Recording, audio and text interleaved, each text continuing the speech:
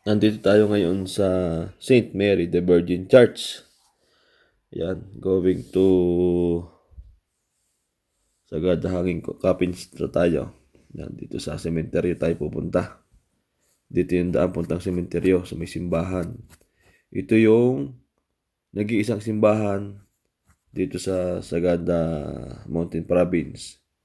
Ito ay binubuo ng 19 na barangay ang municipality ng Sagada. Puro dito limestone. Kaya yung mga niyog, hindi nabubuhay dito. Ang nabubuhay dito yung mga puno lang ng pine tree. Yan. Mga saging wala din dito, bihira. Kaya napakamahal dito ng buko. Tuwing Sabado-Linggo lang nagkakaroon dito ng buko. Dito sa bahay nila. Kakaiba yung simbahan nila. Yan o, may color game. May pula, may asol, may green. Yan. At kung mapapansin nyo, walang cross. Ito ang nagtayo nito ay yung mga Amerikano. Ayon sa aking tour guide, sabi sa akin. Hindi ko alam kung tunay. Ayan, naglalakad na kami. Punta kami sa sementeryo. Dito sa Sagada, yan. Magbibriefing muna tayo regarding dito sa history of church and community. Yan. Tapos punta tayo sa Sagada Hanging Capain. Rock climbing, meron dong activity. At saka Gandulan Museum. Sagada Sunset. Yan. Pinakikita ko yung aking abs yan. Ito yung sementeryo.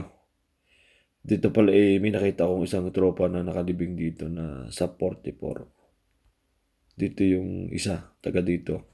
Sa Sagada. Kaya makikita natin pag-akyat. Kala ko classmate ko. Pero kita ko mas senior sa akin. Yung kanyang libingan. Pakikita ko sa inyo mamaya. Ayan, dito yung nag-briefing. Regarding dito sa cemetery. Pakikita ko sa inyo yung sa 44 na puntod. Ayan. Yung may kulay itim na lapid. Yan. Ito yung sa 44 na namatay. Going to Hanging Kape na tayo. 30 minutes yung pupunta doon. Lalakadin natin. Medyo mababa lang naman. Ito yung overlooking nila. Diyan ay may limestone na pwede magpicture. Pag tingin mo sa babay, bangin na. Ayan o, yung limestone. Diyan pwede magpicture. Ayan. Pupunta ka doon sa may dulo parang nasa. Naglakad tayo dito ng almost 30 minutes. Going to Hanging Cafe. Yan, dito ay may rock climbing. Yan. Paba tayo ng hagdan. Yan, rock climbing yan. 500 lang. Pag hindi mo na ituloy, 250. Marami dito mga turista. Kagaya niya, no? Galing mga Australia pa. Kalausap po kanina. Ay ko kung saan nang galing. Australia pa daw sila. Yan yung mga limestone. No? Buhay na bato. Ang gaganda ng bato dito. Matigas. Kaya yung mga bahay dito, nakahang din. Yan. Yung mga kabaong. Mga unang ninuno ang mga nakalibang yan. Dito pala bawat ilibig yung walang mga apo. Tapos 100 pataas. Kaya may ilan lang kung mapapansin nyo yung mga nakalibing diyan. Tapos kaya maliliit din ang kabaong. At lang pinunta namin din eh. Ay digit malamig dito. Ay namatay ng kuyikip cape. Kaya maliliit. Nilalamig. Yung isa namatay na yan, ganyan. Kaya maliit yung kabaong. Sabi ng aking tour guide, hindi ko alam kung tunay. Ayan. Madami dito mga foreigner ngayon.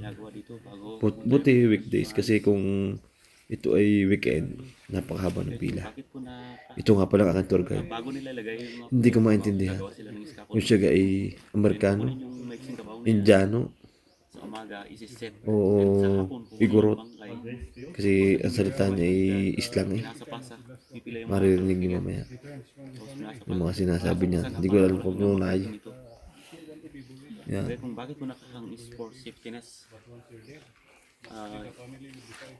Kasi may nabuksan yung wild animal. Nakabaho. Tapos nilabas yung buto. Sa pang-reason is para daw mas malapit sila sa langit. Yung nilalagay dito is kailangan matanda ka na tapos may apo. Hindi pwede yung matanda tapos wala apo, hindi pwede. Yan talaga yung pwede dito. Yung kailangan may apo ka na. Yung last na pinunta dito is last 2010. Open pa rin to kung may gusto ka. Kasi sa ngayon, may simenteryo na. Nung pumunta yung American missionaries dito, sila yung nagturo ng simenteryo. Eskwelahan, simbahan. Kaya karamihan sa simenteryo na nilalagay. Pero open pa rin to. Eh noon, wala pong imbalsamo noon. So yung ginagamit namin yung dahon ng bayabas. Kuha kami ng dahon ng bayabas, tapos ilalagay sa butik. Tapos susunugin para yung usok na siya po magpunto ng amoy ng patay. Noon kasi wala pong imbalsamo talaga dito. Sa ngayon may imbalsamo pero depende yan kung ano po yung gagamitin nila, yung old traditional or yung imbalsamo.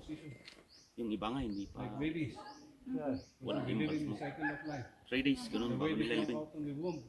Hindi nila ginagamit yan ng imbalsamo. Yung isang original na libingan noon is yung lumyang.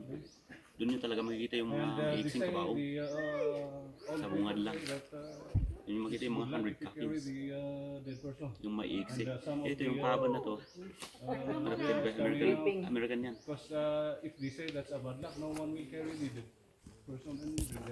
Sa pang paniniwala nila. Pag binuhat mo yung isang tao na patay, tapos natulungan ka. Ano yun? Sure na yung you are lucky. Like also from now, because an old man dies, Swerte daw. is not very sad. Pag natulungan ka ng Because they reach their age. dugo ng patay. That's why mostly they put in the Hirap talaga yung public buhay no? cemetery, Yung so ginagawa, it can, ginagawa nila. mourn for how Ayun yung isa sa taas. Nasa taas. May yung may kulay yun. they started burying Limestone. Pangarang dahon eh.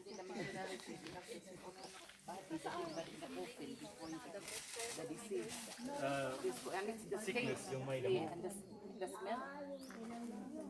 But you carry the dead body and then the juice is dripping. That's what he said, it's bring good luck.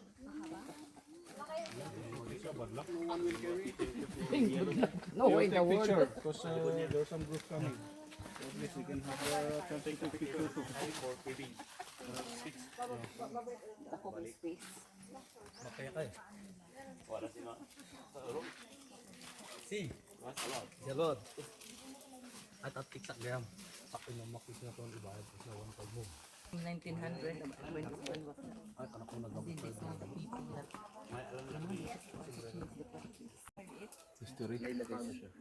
Ang mga kabaong na nakalutang. Pinagpungatan ng mga laywan. Layo. Hindi tayo sa mga libingan ng bayan.